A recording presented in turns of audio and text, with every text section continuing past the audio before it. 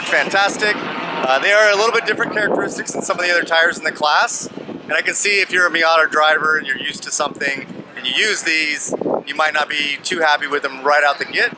But I think the problem is probably you're not using the right tire pressures. Or these want a little bit higher tire pressure than what you may be used to.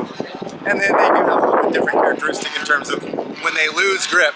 And what I notice is it's kind of like a Hoosier or like a Slick, where you have tons of grip up until the threshold, and then when it kind of falls off, it happens a little quicker than some of the other tires in the class.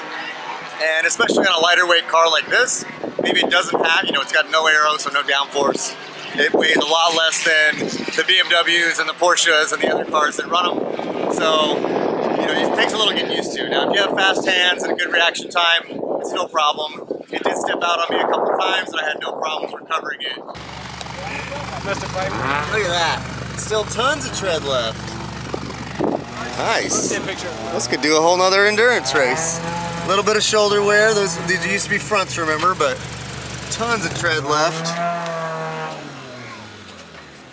Yep, a little bit of shoulder wear on the front now. But yeah, look at all that. That's great. Car survived. Needs a bath. No chunking, no flat spotting. That's great. That's a success. Hell yeah.